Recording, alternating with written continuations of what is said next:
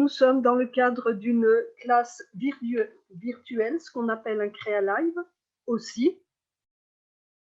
Le thème, c'est bien commencer avec QCAD, dessiner des objets simples vus en 2D avec le logiciel QCAD. C'est la première partie, ce mercredi 5 mai. Donc, comme d'habitude, je rappelle qu'il n'y a pas de participation directe, c'est uniquement par le chat que nous allons pouvoir communiquer. Et puis, écoutez, cette petite page d'accueil et de présentation, c'est surtout pour les remerciements que j'adresse encore à tous les inscrits. Et puis à tous les anciens inscrits, à tous les nouveaux inscrits également, qui parfois font déjà du bon travail et nous permet de partager leurs travaux avec les élèves. Alors pour ce travail-là, j'ai dû faire beaucoup de captures, beaucoup de petits essais pour vous montrer certaines choses. Donc, mais il y a quelques présentations de certains travaux d'élèves. Alors, l'objectif pour ce live sera bien de présenter le principe et le fonctionnement du logiciel QCAD. Élaborer en 12 étapes les réglages pour son premier dessin. Dessiner, coter une forme simple, préparer l'impression. Voici la thématique. Alors, la présentation des points que nous allons aborder en plusieurs étapes sera d'abord présenter le principe et le fonctionnement du logiciel QCAD en vue de son installation par téléchargement, son logiciel de dessin 2D QCAD. Étape 1, réfléchir à son échelle de dessin et à ses unités dès le départ. Vous êtes peut-être un petit peu étonnés, mais ceux qui ont l'habitude savent que c'est une condition pour pouvoir choisir soi-même son échelle dès qu'on a commencé de dessiner, pas son échelle, ses unités. Dès qu'on a commencé de dessiner, ce n'est plus possible de modifier les unités. Paramétrer les unités de dessin de la feuille de dessin pour réglage des épaisseurs de traits. Testons l'outil destiné au dessin, barre d'outils, dessiner des lignes, des formes. Étape 4, régler sa règle et son environnement de travail. Étape 5, tester les outils, dessin d'un rectangle, le côté, longueur et largeur sur l'extérieur du rectangle. Donc déjà, voilà une première partie. Donc présentation des points que nous allons aborder en plusieurs étapes. Là, je vous ai illustré un petit peu tout ça. Voici ensuite les étapes suivantes. Bon, l'idée, c'était que je puisse vous les lire en regardant des visuels, mais voilà, les difficultés de cet après-midi ont fait que je n'ai pas eu le temps bon, j'ai bien en tête les différentes étapes, mais je préfère, pour ne pas me tromper, bien les afficher et finalement, nous les lisons ensemble, ce qui n'est pas vraiment prévu dans le cadre d'une présentation comme ça par diaporama. Régler donc en étape 6 les paramètres de cotation, la hauteur de texte, valeur numérique de la cote, l'éloignement du trait de cote et réglage des lignes d'attache. Étape 7, vérifier son aperçu avant impression, centrer son dessin, choisir l'échelle, ajuster la taille de la feuille et revoir l'échelle du dessin. Étape 8, créer ses calques et la couleur de ses traits par calque. Étape 9, commencer son dessin en préparant les traits de construction. Étape 10, commencer à dessiner son plan, mur. Alors, mur plus banc, ce sera plutôt, dans ce cadre-là, ce sera plutôt une pièce. Une pièce de 3 mètres par 4 mètres. C'est un dessin que vous avez dans la leçon 12 du tome 3 et qu'on vous redemande par plusieurs fois de redessiner. Donc, je ne vais pas tout vous faire le dessin, ce sera bien vous qui le dessinerez, mais on verra le début, comment commencer. Ensuite, il s'agira de coter et regarder l'aperçu avant impression, régler et imprimer définitivement, donc normalement. Ça va? Vous comprenez? Alors, je le répète, ceux qui ont un petit peu d'avance, qui ont déjà bataillé avec QCAD et qui s'en sont vus, forcément, ils connaissent plus ou moins tout ça. Il y a beaucoup de personnes aussi que j'ai eues par téléphone et à qui j'ai expliqué étape par étape. Donc, ça peut vous paraître un petit peu, ça peut vous paraître manquant d'approfondissement, mais il fallait bien que je commence pour ceux qui débutent juste par le début de ces 12 étapes. Et puis, donc, avec l'espoir d'un aboutissement qui sera de pouvoir dessiner des plans très compliqués ultérieurement, dès que vous aurez compris les manipulations de base. Alors, je fais référence justement à ce fameux devoir 13.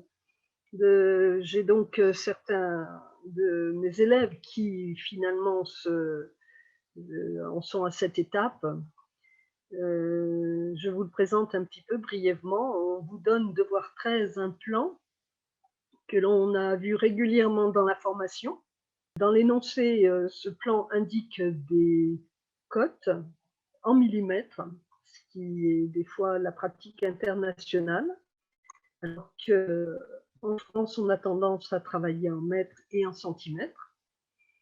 Et puis ensuite, à droite, complètement à droite, vous avez le dessin, justement, d'une élève, Émilie, qui a donc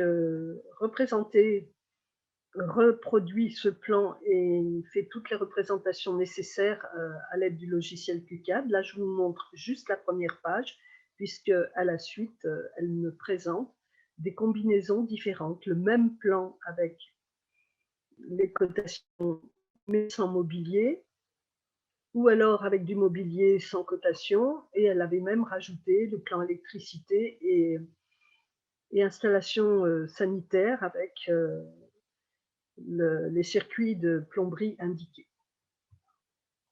Alors, ici, nous allons présenter, alors bon, c'est le point zéro, le principe et le fonctionnement du logiciel, qui ne fait pas vraiment partie des 12 étapes, mais je voulais quand même m'y arrêter. Pour dessiner avec un logiciel de dessin comme QCAD, cela nécessite son téléchargement via le net. Il est à disposition et distribué par l'entreprise Ribbonsoft. Et je rappelle qu'un lien vous donne l'accès depuis la leçon 20 du tome 3. Donc, bien sûr, ce n'est pas au début de la formation, je le rappelle, que vous avez, on va dire, la leçon qui vous permet d'apprendre à utiliser QCAD. Puisque l'idée est qu'au départ, vous faites tout ce qu'on vous demande, vous le faites avec vos propres moyens.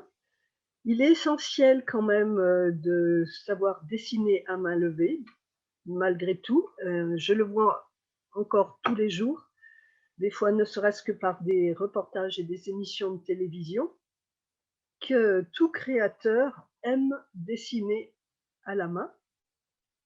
J'ai eu l'opportunité encore d'entendre que beaucoup de concepteurs à tout niveau, même vous voyez une émission l'autre jour sur la conception des montagnes russes et des grands 8, eh bien, l'inventeur et le concepteur de ces grands manèges extraordinaires, eh bien, il commence toujours ses recherches à main levée et par dessin à la main, parce que ces idées fusent, vont très vite, et en même pas une demi-heure, il peut avoir tout noté, alors que, comme il le disait, de manière informatique, par infographie, facilement, il va lui falloir 3-4 heures, voire plus. Donc, c'est pour cela, je le répète, qu'on vous invite à télécharger le logiciel QCAD uniquement à partir de la leçon 20, pratiquement au milieu de la formation, une fois que vous vous êtes entraîné à bien dessiner et surtout à préparer des dessins que vous n'aurez plus qu'à pratiquement recopier. Alors, je rappelle que la notion de gratuité est trompeuse car actuellement, ce qui n'a pas toujours été le cas, car l'utilisation est gratuite à une certaine période. Et maintenant, elle est une version limitée, gratuite, pour faire des essais de 15 minutes qu'il faut enregistrer et régulièrement relancer. Possibilité de relancer 100 fois. Bon, une fois qu'on a 100 fois relancé les 15 minutes, eh bien, c'est fini. Voici, bon, c'est une capture d'écran qui n'est pas très nette, tout simplement parce que le fait d'avoir un cadre pour enjoliver a rendu l'image floue. Donc, c'est cet aspect que vous aurez pour la version d'essai. Les petites lignes rouges vous expliquent qu'effectivement, je pensais avoir fait une capture un petit peu plus grande de ce qui était écrit en rouge, peut-être un petit peu plus loin, mais explique que donc ce sont des périodes d'essai de 15 minutes que l'on peut enregistrer et relancer. Donc vous avez des versions d'essai qui sont faites pour Windows, Mac, macOS et Linux. Je n'ai pas affiché Linux. Jusqu'à maintenant, je n'ai jamais vu personne travailler sur Linux, hein, qui est un système gratuit, mais en général, tout le monde travaille sur Windows ou Mac. Alors, maintenant, dessiner avec un logiciel de dessin comme KiCad, dont on achète la licence, nécessite son téléchargement via le net, de la même manière. Il est à disposition et distribué toujours par l'entreprise Ribbonsoft. Le logiciel KiCad s'apparente, je voulais le rappeler tout de même, au très célèbre mais très coûteux logiciel de dessin AutoCAD, distribué par Autodesk. Le résultat que vous aurez avec AutoCAD pour des plans simples seront aussi satisfaisants. Après, effectivement, AutoCAD est très puissant et permet de plus en plus, voilà, ensuite de travailler sur du 3D, KiCad aussi, mais nous ne le verrons pas forcément là, puisque nous nous relayons ensuite, comme vous le savez, avec SketchUp pour modéliser. Les licences d'utilisation sont perpétuelles. Cela signifie que les licences ne sont pas limitées dans le temps. Achetées une fois, utilisées pour toujours. Il n'y a pas de frais mensuels ou annuels. Plusieurs offres existent. La plus accessible est à 36 € hors TVA. Et je n'ai pas fait le calcul avec TVA. Ils n'indiquent pas de combien elle est, mais bon, elle doit être dans des proportions traditionnelles. L'offre avec fourniture de CD à 55 € hors TVA. Et de toute façon, il y a un petit moment donné où ce sera, ne serait-ce que quand vous pratiquerez professionnellement, ce sera nécessaire quand même que vous l'ayez définitivement. Voici à quoi ressemble l'interface des propositions d'achat. Donc c'est un système de panier et il faut pratiquer un paiement en ligne. Donc la version à 36 € à gauche, au milieu 55 €, sachant que donc on vous propose le DVD. À droite, c'est une version à 55 €, sauf que vous avez en plus, enfin vous avez non pas un DVD, mais une clé USB. Voilà, dessiné avec le logiciel donc KiCad revient, je le dis, c'est important, c'est pour ça que c'est écrit d'une autre couleur, j'insiste, revient à dessiner comme presque avec des outils manuels. L'outil de dessin est notre clavier. Il y aura quelques paramétrages nécessaires préalables avant de commencer nos nouveaux dessins. Le choix de notre unité de dessin et le réglage des règles de l'écran. Il est toujours prudent de les vérifier pour tout nouveau dessin. Avec un petit peu plus d'expérience, vous pourrez peut-être voir pour ensuite, à chaque fois que vous ouvrirez votre logiciel par défaut, à avoir les mêmes unités paramétrées. Donc le principe de fonctionnement du logiciel, eh bien, écoutez, quand on regarde bien, là, de loin, avec plusieurs fenêtres ouvertes que je vous présente, c'est une formule avec un écran, une interface, des barres d'outils. Alors là aussi, les images ne sont pas très nettes, tout simplement parce qu'il y a des effets de relief et de cadre, chose que je n'avais pas particulièrement auparavant, mais c'est pas grave. De toute façon, on va continuer. J'ai fait un zoom. Alors la première chose à faire, c'est malheureux à dire, mais ce sera quand même de commencer de réfléchir à ces unités pour élaborer des plans. De toute façon, le fait de vous être entraîné à réaliser des plans sur papier vous permet de concevoir que vous allez dessiner un plan, un dessin de plan, où vous rajouterez des cotations et où vous indiquerez une échelle, parce que vous allez dessiner un plan avec une échelle. Ça, c'est quand vous dessinez sur papier. Mais vous savez déjà que lorsque vous avez dessiné votre dessin à l'échelle, par exemple, un 50e ou au centième, que lorsque vous allez poser des cotations, vous allez plutôt les mettre en centimètres ou en mètres. Je vous recommande en mètres.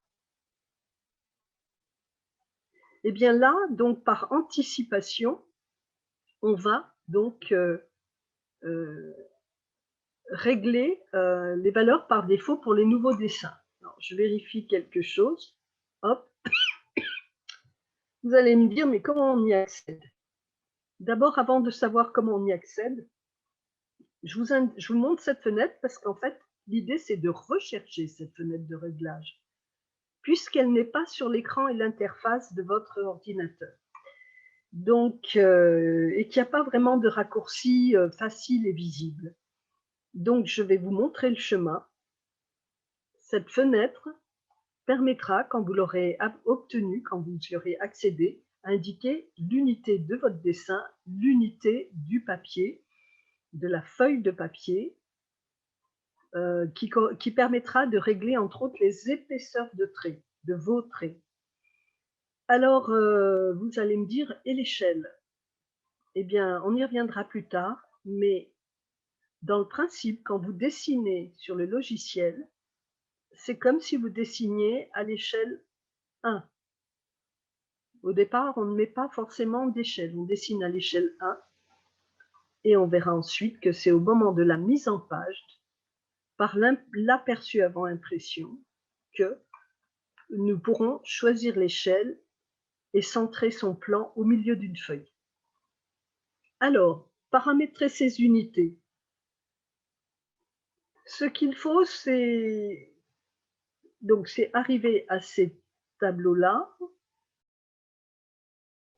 mais pour y arriver, eh bien, comment fait-on? Parce que vous, dans un premier temps, vous allez en fait être devant votre écran noir, avec ou sans quadrillage.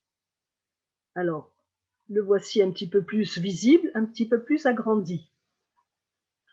Votre écran, votre interface avec le logiciel QCAD fait que vous partez donc la première fois, c'est très déroutant, mais vous avez donc une surface de travail noire que je vous conseille de garder noire parce qu'elle est beaucoup plus reposante que de travailler sur fond blanc et tous les dessinateurs prennent l'habitude de travailler sur fond noir. On voit donc un fond, en fond une grille, qui est une grille qu'on appelle d'accrochage, qu'on peut rendre libre ou pas libre, qu'on peut agrandir ou diminuer. On peut l'agrandir et la diminuer avec sa souris, en roulant la molette de la souris. Bon, mais pour l'instant, il s'agit de se rendre compte qu'on a un menu, qu'on a différentes barres d'outils, et bien sûr, comme on peut le deviner, comme pour le traitement de texte, sous ces appellations qu'on voit en haut à gauche, eh bien, il peut y avoir des menus de formes variées. Alors nous, ce qui va nous intéresser, hein, donc là, je cache un petit peu les titres. Ce qui va nous intéresser, c'est de réfléchir à son échelle de dessin et à ses unités, donc surtout à ses unités. Et dans la deuxième partie qui est là, c'est écrit édition, je mets une flèche et j'ai pris une photo de tous les intitulés, de tous les menus différents.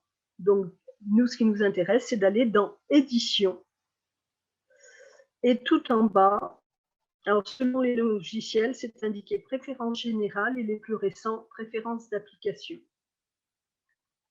Alors, j'ai mis en travers pour éviter les effets moirés de la photo quand on prend un écran. J'ai été obligée de prendre un écran. Sachez que quand on déroule un menu, lorsqu'on veut faire une capture d'écran, surtout une capture comme ça, un petit peu précise, eh bien, le menu disparaît. Donc, voilà, voilà. Et donc, ne cherchez pas à forcément regarder et détailler tout ce que vous avez dans vos menus. C'est comme dans la vie, quand vous utilisez un menu, essayez tout de suite d'aller chercher ce que vous cherchez à faire. On ne va pas forcément, je ne vais pas vous faire un exposé de chacune des fonctionnalités proposées dans le menu. Ça va se faire petit à petit. D'abord, on va être pratico-pratique. On est là pour commencer. On ouvre édition, on va dans préférences d'application. Et dans préférences d'application s'ouvre une fenêtre comme celle-ci. Et cette fenêtre comporte une sorte de menu plus élaboré encore, avec un curseur sur le côté. Donc vous voyez, vous mettez à peu près le curseur à la moitié ou 2/3. Et dans valeur par défaut pour les nouveaux dessins, vous allez cibler unité de dessin. Et c'est là que vous voyez s'ouvrir la fenêtre de droite. Reste le menu affiché à gauche. Et vous choisissez mètres ou centimètres pour l'unité et centimètres pour l'unité de papier. Il s'agit, si vous voulez modifier, il s'agit de menus qui sont proposés. Vous n'avez pas le choix dans beaucoup de choses. Là, vous avez quand même pas mal d'unités. Mais par exemple, pour le système métrique, sachez que notre système est ce qu'on appelle le système impérial pour mesures en pieds et en pouces, c'est-à-dire les mesures anglaises. Bon, nous restons sur le système métrique et dans ce cas-là, on choisit le mètre pour le dessin, pour les cotations du dessin en fait. Et le centimètre, ça sera pour essentiellement régler les épaisseurs de lignes de vos dessins, de vos lignes dessinées. Est-ce que ça va toujours? Vous me suivez?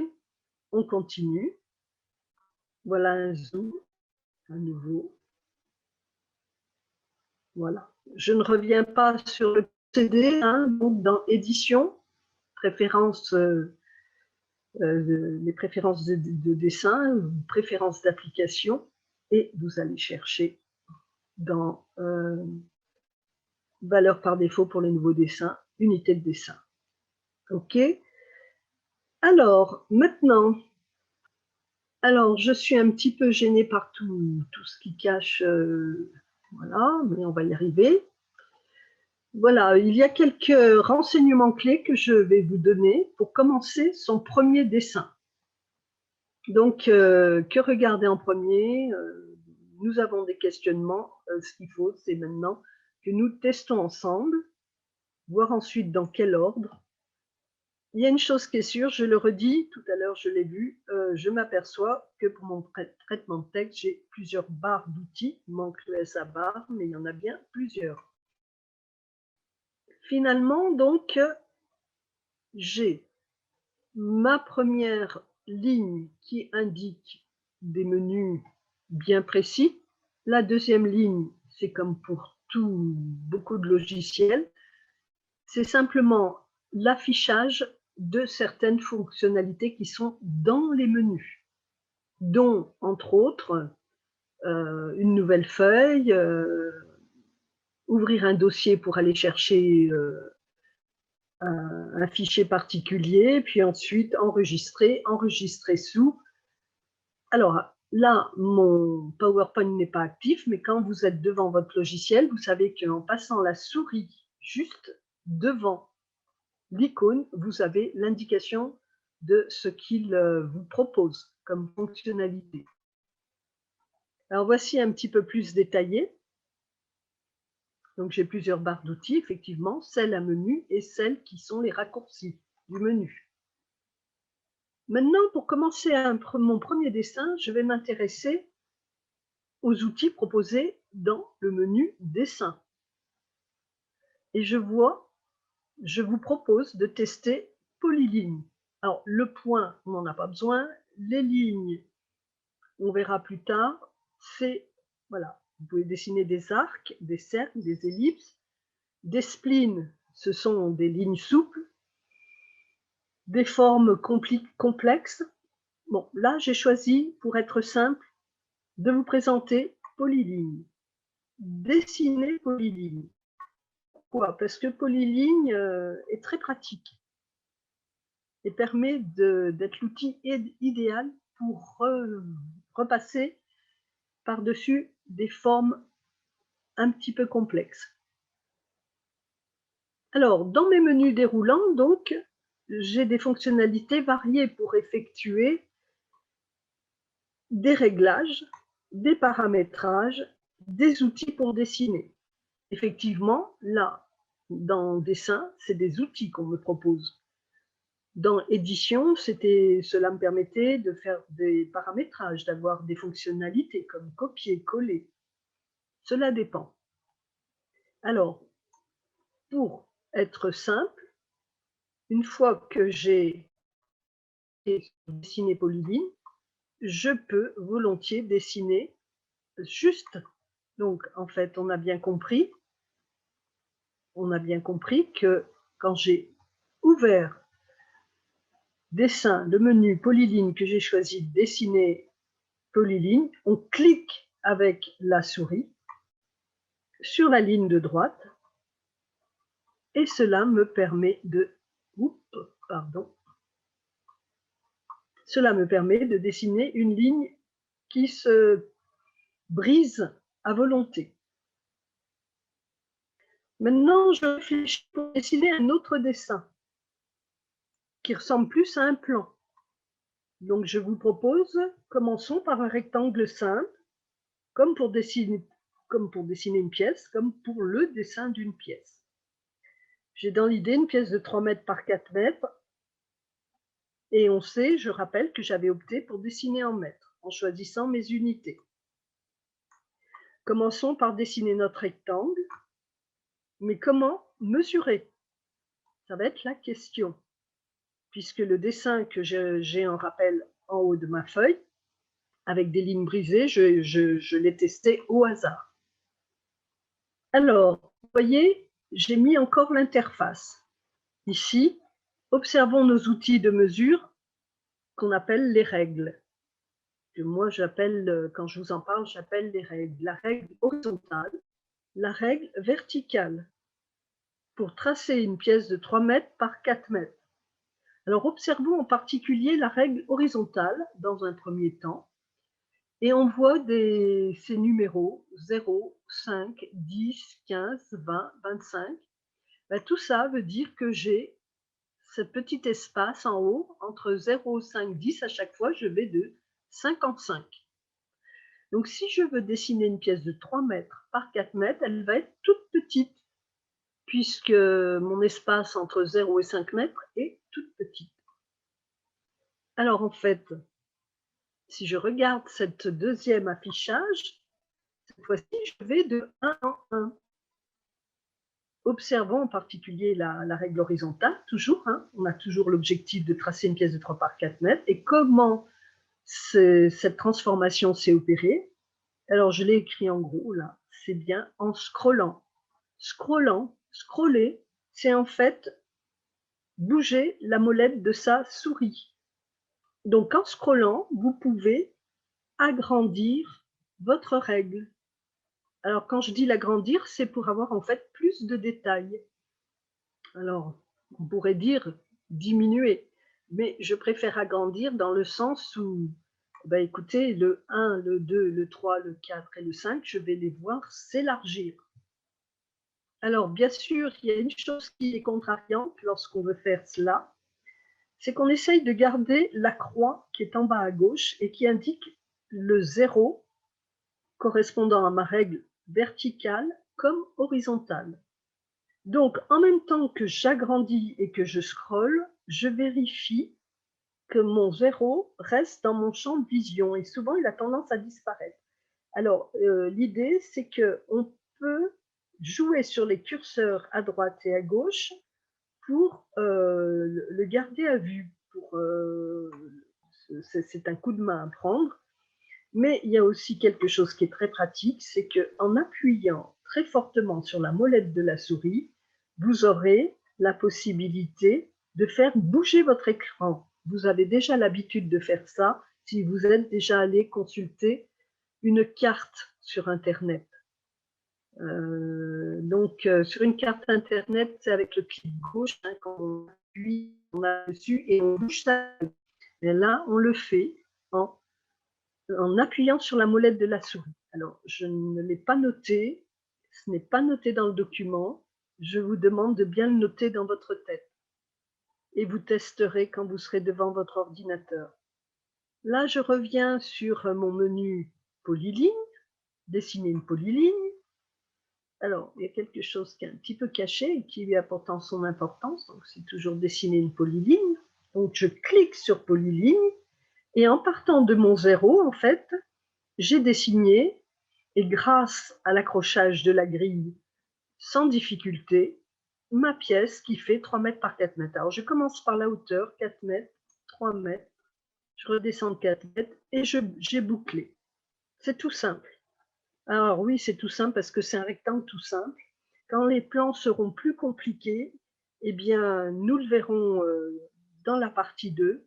Le conseil, c'est de dessiner les pièces les unes après les autres déjà, en traits rouges, en traits de construction, soit avec polyligne, soit avec des lignes droites qui s'entrecroisent. Et après, il n'y aura plus qu'à repasser. Alors, il y a quelque chose aussi que je voulais vous montrer. Chaque fonctionnalité proposée indique des lettres comme dessiner polyline, c'est PL. Alors bien sûr, la leçon 20, dans la leçon 20 sur l'utilisation de QCAD,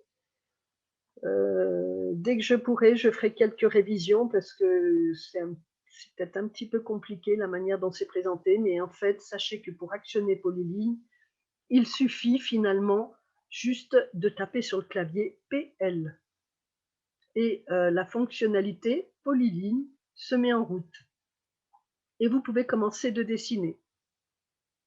Alors là, je vous explique tout cela avec effectivement l'idée que je n'ai pas encore créé de calque, ou alors si j'en ai créé, si j'en ai utilisé un, bon, j'ai déjà demandé à ce que la couleur soit rouge, mais nous en reparlerons plus tard quand vous avez plusieurs possibilités de dessiner avec ce qu'on appelle plusieurs calques. À chaque fois que vous voulez dessiner quelque chose, comme par exemple les traits de construction, vous vérifiez que vous êtes bien sur le calque trait de construction. Bon, là, on n'a encore créé aucun calque, donc celui qui existe, ça veut dire que vous êtes en train de l'utiliser. Après, on va placer une cotation. Pour placer une cotation sur ce rectangle, je vais aller chercher dans un autre menu.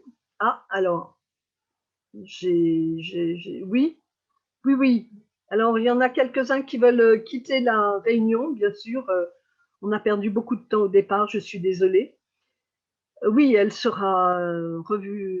Il sera possible de la revoir en replay, cette réunion.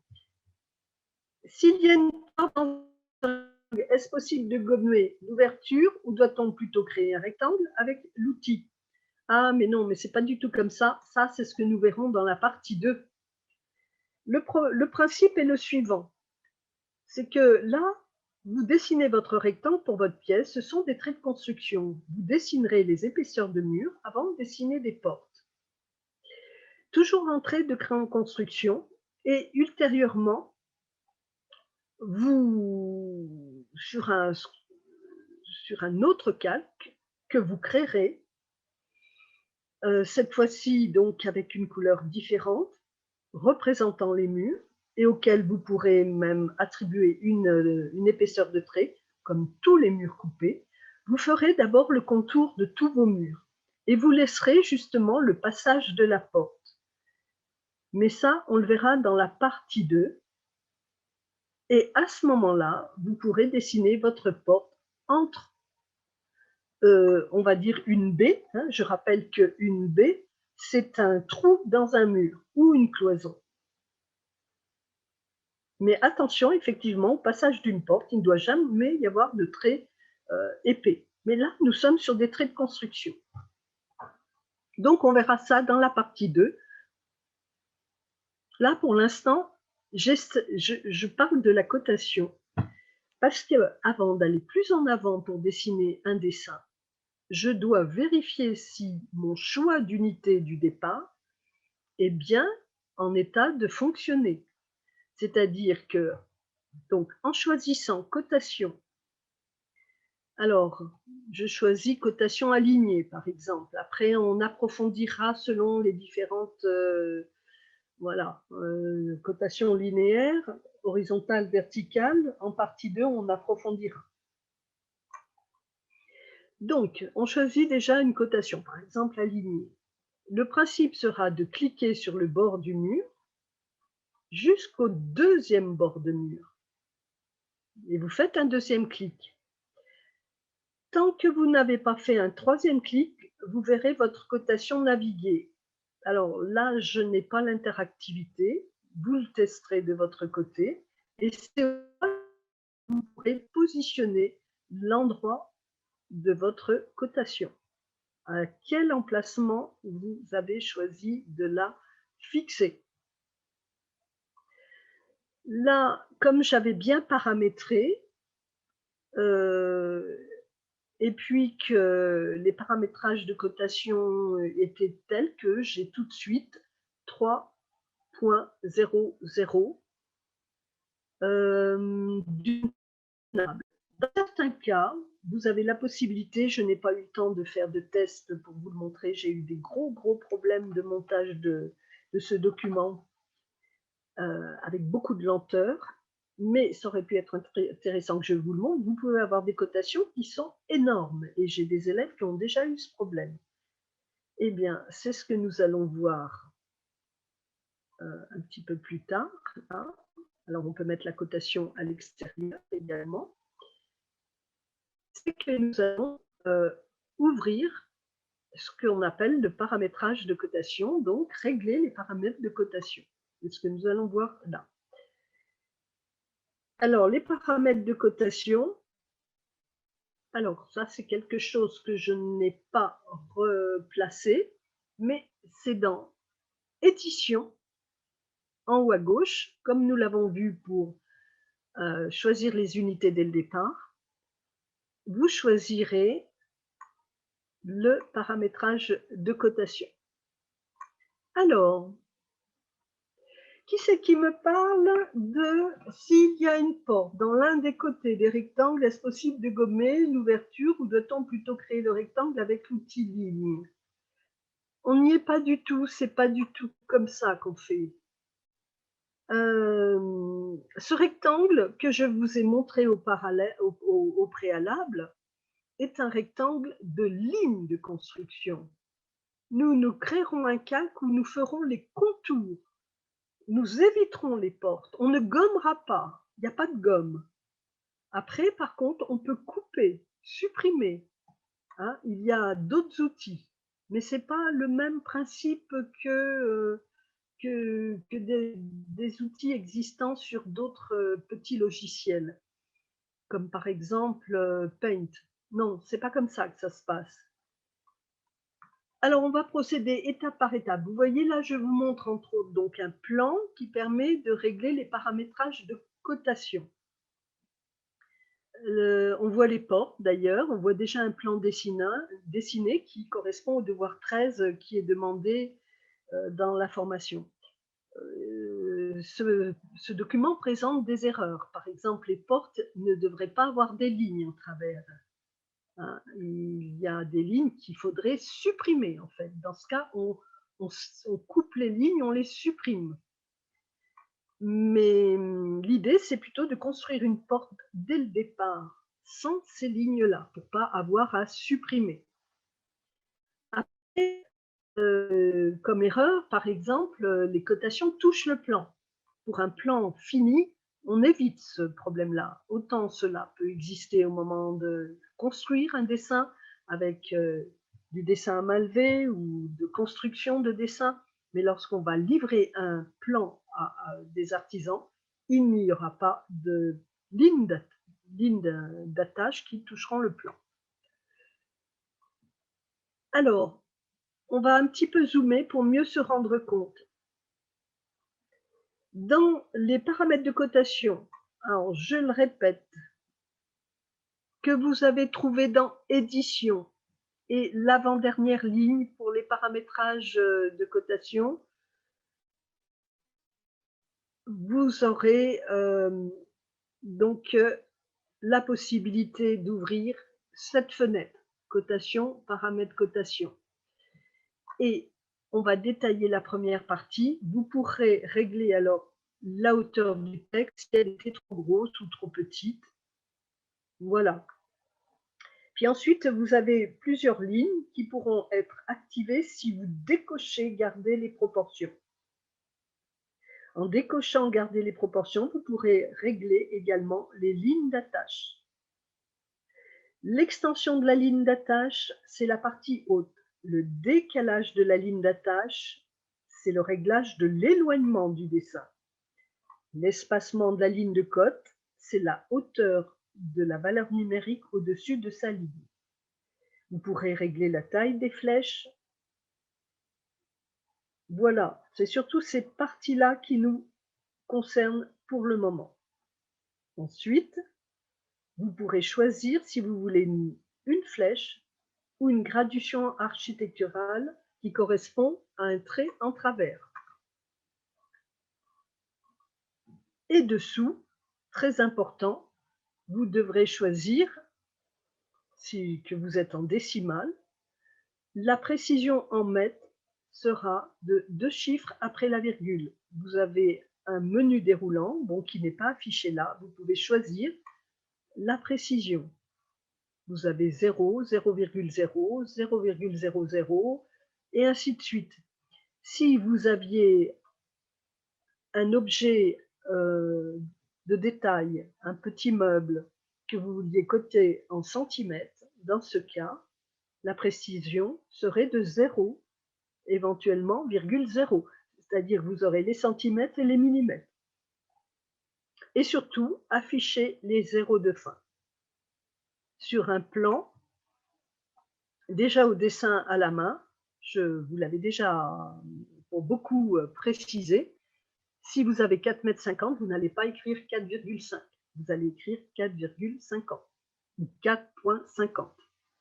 Ça, c'est un principe qui correspond aux conventions de représentation pour indiquer des cotations. J'en profite pour rappeler que comme document ressource, vous avez le tome 7. Le tome 7 vous rappelle tout ce qui concerne les conventions de représentation, que ce soit la cotation, le dessin des plans, le dessin des coupes. Vous avez beaucoup de précision dans le tome 7. C'est comme un petit peu un tome encyclopédie et vous pourrez aller chercher des renseignements. Alors, nous allons continuer. Maintenant, nous allons élaborer toujours nos réglages pour utiliser l'aperçu avant impression. Alors voici la barre d'outils qui va nous concerner pour transformer notre feuille de travail et passer à l'aperçu avant impression. Alors d'abord, bon, je ne sais pas si vous le voyez très net, mais c'est le petit symbole de l'imprimante avec une loupe devant. tout de suite derrière les fichiers enregistrés, enregistrés sous. D'accord? Alors, je n'ai pas commenté les autres outils. Sachez que, par exemple, les flèches qu'on voit à droite et à gauche, vous savez que c'est pour revenir d'avant ou en arrière sur une action que l'on vient de faire. Des fois, c'est bien utile quand on est maladroit ou qu'on s'est un petit peu trompé ou que ce n'est pas ce qu'on voulait, on revient en arrière. Donc, je ne suis pas revenue sur ces fonctions qui correspondent à beaucoup de logiciels, dont celui de traitement de texte. Vous avez donc à appuyer sur cette icône et vous verrez, comme on voit un petit peu en dessous, on commence de le deviner, vous avez votre plan qui devient blanc. Alors, ce passage, quand vous avez cliqué sur aperçu avant impression, vous permet d'afficher, de choisir l'échelle. Là, vous voyez, l'échelle peut être vraiment aléatoire. Elle a déjà été sélectionnée, je ne vous ai pas montré, c'est un menu déroulant. Il y a les plus importantes qui sont affichées, le centième, le cinquantième, mais il peut y avoir un demi, un 200e.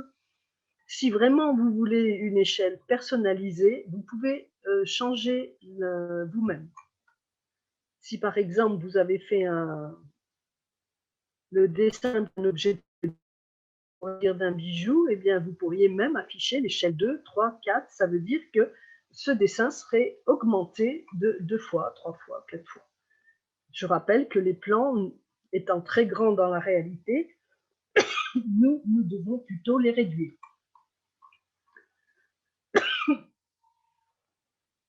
Maintenant, on va choisir, alors on a choisi son échelle, et pour régler son dessin sur sa feuille, nous allons choisir la fonction autocentre. Il faut cliquer sur ce petit icône. Alors, je n'ai pas donné le détail. Si je passe à la feuille suivante, le fait d'avoir cliqué sur autocentre me donne mon dessin au milieu de ma feuille. Sachez quand même que quand j'ai fait la manipulation, mon dessin était tout petit. On aurait dit une puce au milieu de la feuille. Alors, qu'est-ce qui s'est passé? Eh bien, en fait, c'est que ma feuille était beaucoup trop grande. Et je suis allée choisir un autre format de feuille pour que mon dessin sélectionné au cinquantième puisse bien prendre sa place dans une feuille, on va dire, qui convient à la proportion du dessin. Et j'ai choisi le format A4.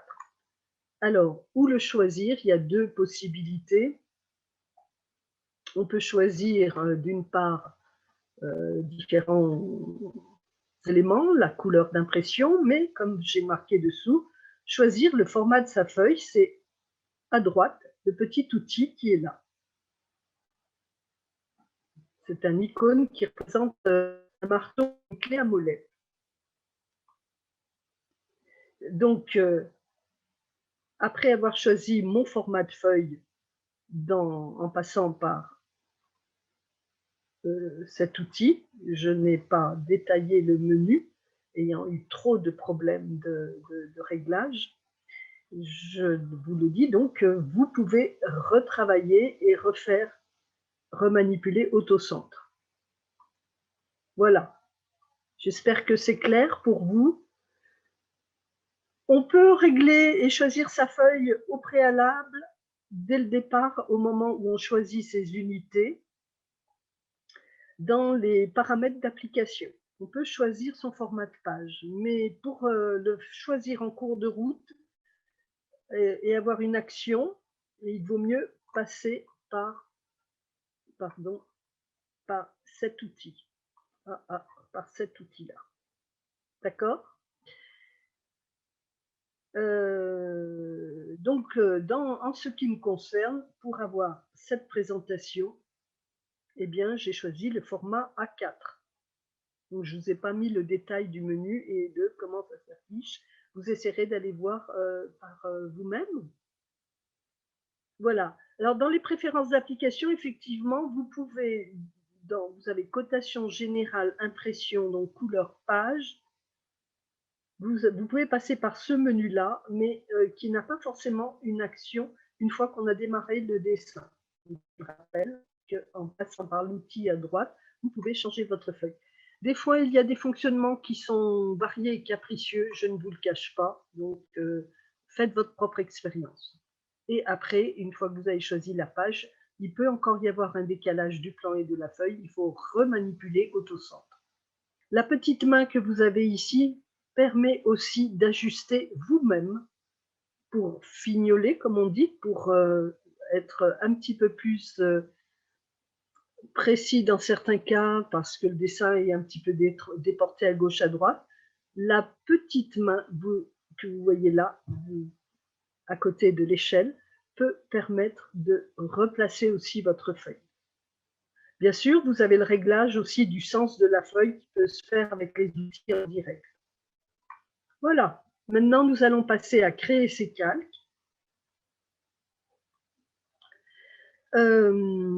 Toujours on élabore donc les réglages. Alors, justement, voilà un plan qui est présenté sous deux formes différentes. Ceci étant lié à la logique justement de travail par calque. Dans la réalité, autrefois, quand il n'y avait pas de logiciel, concrètement, c'est déjà comme ça que travaillaient les dessinateurs, les architectes. J'en ai eu l'expérience largement. C'est que après avoir fait réaliser une forme de base, eh bien, on superposait des calques pour apporter des précisions. Certains calques pouvaient être dupliqués également. Par exemple, le calque avec la base, ayant les murs, ayant les cotations et les appellations des pièces, pouvait être dupliqué et on pouvait redessiner d'autres précisions comme le mobilier ou rajouter d'autres informations. D'accord? Bien, ensuite, vous allez nous allons voir passe pour créer les calques. Alors, je suis partie d'un tableau où il y avait déjà des calques. Si on revenait en arrière, on s'apercevrait peut-être à certains endroits que le rectangle que je vous avais tracé en premier n'avait pas forcément plusieurs calques comme ceci. Là, ce qu'il faut comprendre, c'est que quand vous actionnez plus, vous choisissez, vous préparez des nouveaux calques, vous les créez et vous pourrez choisir aussi la couleur de ligne par calque. L'idée étant, pour que ce soit clair, d'attribuer une couleur différente par représentation. Tous les calques que vous créerez, en général, correspondent à des tracés précis. Bon, par exemple, celui-ci que j'ai pris un petit peu au hasard, un plan déjà existant. Il y avait des traits de construction, il y avait des tracés. En fait, je suis pas allée plus dans le détail. Là, il y avait un calque pour des traits de coupe, des lignes de coupe, bon, des meubles, des plantes, des portes.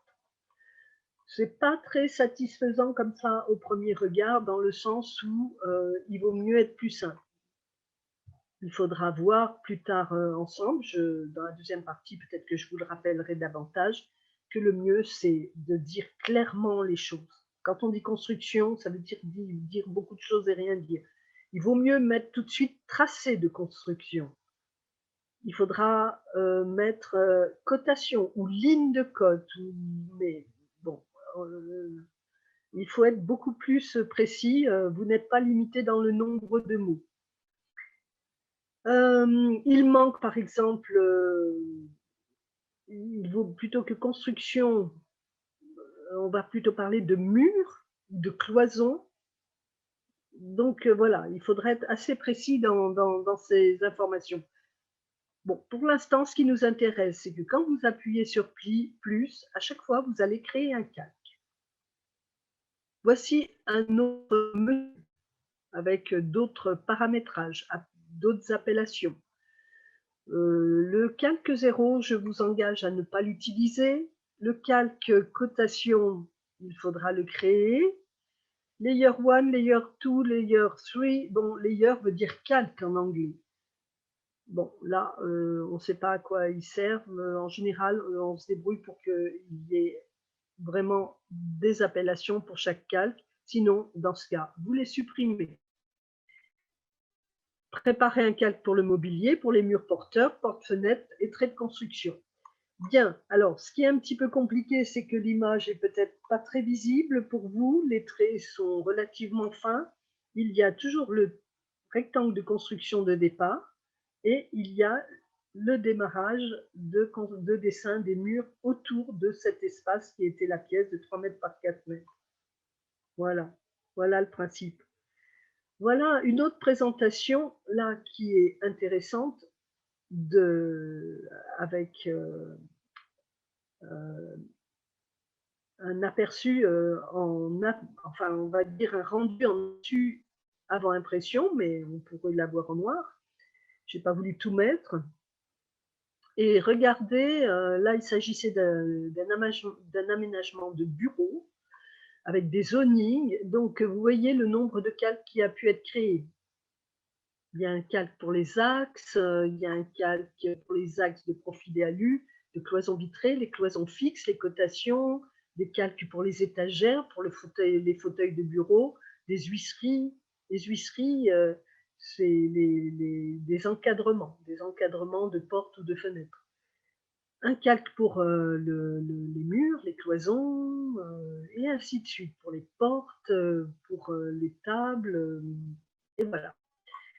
Donc, autant de calques que vous voudrez, vous pourrez les créer. Lorsque l'œil est ouvert, on voit, on aperçoit le dessin de ce qui a été représenté. Lorsqu'on ferme l'œil, la représentation disparaît.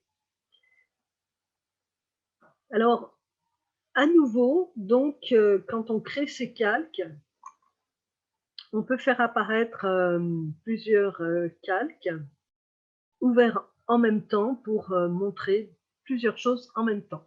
Les versions plus récentes peuvent avoir des petites bandes colorées qui permettent vraiment de voir pour chaque calque ouvert de quelle couleur il est. Vous voyez sur la droite. Là, c'est le dessin de nos élèves dont on n'a pas forcément le nom. Alors ça aussi, c'est quelque chose que je voudrais rappeler. Lorsque vous dessinez un dessin, vous devez dessous marquer de quoi il s'agit, appartement T3, échelle temps, unité mètre, et puis votre nom aussi. Et il serait intéressant aussi qu'il soit indiqué dans le fichier. Là, je n'ai qu'un numéro avec devoir 1. D'accord? Donc, pensez à tout cela. Alors, quand on a créé ces calques, on peut, en appuyant sur le petit crayon qui est à droite, c'est peut-être pas là qu'on le voit le mieux, on va revenir à ce dessin. Sur le petit crayon qui est sur la droite, vous pouvez, en sélectionnant une ligne, venir régler votre calque au niveau des couleurs et au niveau des épaisseurs de ligne. Alors, on revient. Une fenêtre va s'ouvrir, qu'on appelle une boîte de dialogue aussi. Vous pouvez choisir votre couleur, nommer le calque, choisir l'épaisseur de la ligne, sachant que par exemple les murs de construction, si vous ne le faites pas dès le début, vous pourrez les régler après coup. Les épaisseurs de ligne se voient surtout dans l'aperçu avant impression et non pas sur l'interface à fond noir. C'est important, très important. C'est à vous de tester également. Vous pouvez choisir si votre ligne est continue. Vous pourrez choisir des lignes discontinues lorsque vous aurez des axes à représenter. Voici un petit peu plus gros. Je passe maintenant, alors, en termes de conclusion, c'est que nous allons passer aux étapes 9, 10, 11, 12, qui en fait permettent de mettre en œuvre ce que nous venons de voir. Donc l'étape 9, ce sera commencer son dessin en préparant les traits de construction. Commencer à dessiner son plan. Bon, vous aviez l'exercice au fil des leçons qui était de dessiner un mur plus un banc. Vous pourrez vous y référer, leçon 20. Et son élévation. Alors, je rappelle qu'en dessin, on dessine en 2D et qu'il n'y a pas d'effet de volume ni de perspective. On dessine des plans, on dessine des façades, on dessine des coupes, c'est-à-dire des représentations d'un bâtiment coupé en travers. Mais le sujet n'est pas là, donc je ne vais pas rappeler tout ça. Tout ça, vous allez pouvoir le retrouver dans le tome 7 et dans la leçon 12 du tome 3. Vous allez ensuite coter vos dessins. Alors bien sûr, hein, vous allez commencer votre dessin en préparant les traits de construction, c'est-à-dire que vous avez donc, comme on l'a vu auparavant, créé plusieurs calques.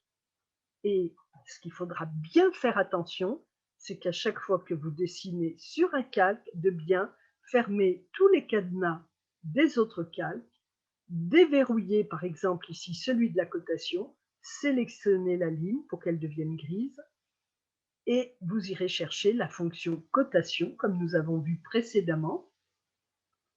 Là, c'était cette petite fenêtre nous indiquait tout simplement comment paramétrer, mais une fois que vous avez paramétré, eh bien, il faut revenir à la fonctionnalité qu'on a vue plus haut de la cotation. Vous choisirez la cotation, la première ligne pour commencer. Vous testerez les différentes cotations qui existent. Donc, ce qui est formidable, c'est que pour coter, vous pouvez coter à vue ce que vous apercevez. C'est vous qui décidez de cliquer à tel endroit pour aller, par exemple, d'un mur à l'autre, ou coter entre deux murs, l'épaisseur d'un mur, l'épaisseur d'une cloison. Donc, vous vous servez à vue de ce que vous faites apparaître en activant vos différents calques. Donc voilà, vous avez dessiné sur différents calques les murs, le mobilier. Bon, au départ, on va rester sur un plan très simple, hein, c'est celui qu'on avait, la pièce de 3 par 4.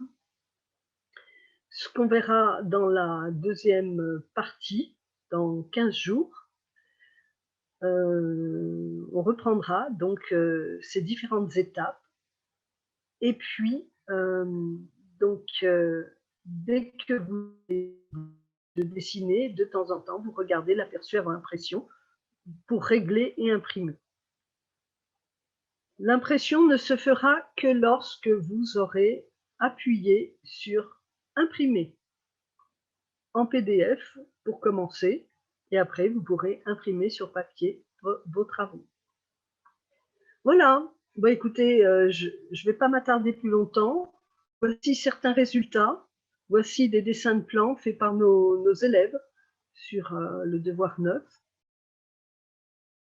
Et puis voici des exemples de plans que l'on peut trouver avec voilà, qui est du travail d'architecte.